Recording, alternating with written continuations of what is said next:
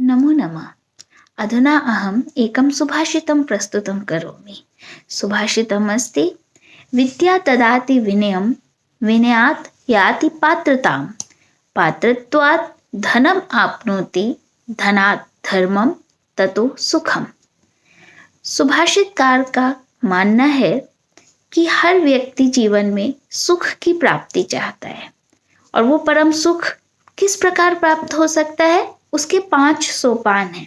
यदि हम उन 5 सोपानों पर चलें तो हम अंततः परम सुख को प्राप्त कर सकते हैं। और उसकी पहली सीढ़ी है, पहला सोपान है विद्या। विद्या का अर्जन करने से क्या होता है कि हम में विनम्रता आती है। हम जब विनम्र होते हैं ना, हम तभी कुछ नया सीख सकते हैं। तो जब हम विद्या प्राप्त करते हैं तो हम विनम्रता को भी प्राप्त करते हैं, उससे विनम्रता आती है।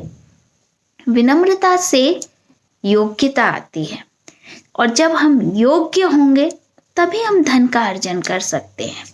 तो विनयात याति पात्रताम, विनम्रता से योग्यता आती है।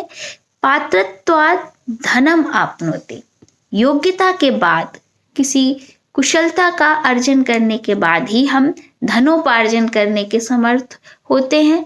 धनोपार्जन के बाद ही हम अपने जीवन के धर्म का भली भांति निर्वाह कर सकते हैं।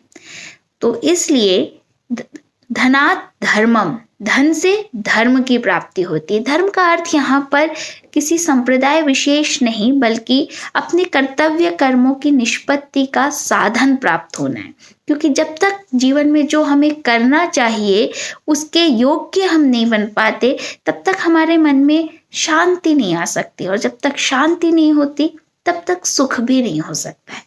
तो इसलिए सुभाषितकार का मानना है कि विद्या से विनम्रता आती है, विनम्रता से योग्यता आती है, योग्यता से धन का अर्जन करने के योग्य हम होते हैं, और धन को अर्जित करने के बाद हम अपने कर्तव्य कर्मों का, हम अपने धर्म का भली भांति निर्वाह कर पाते हैं।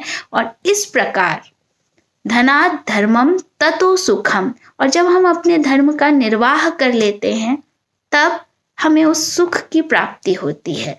तो उस सुख का मार्ग विद्या के द्वारा ही निर्दिष्ट होता है।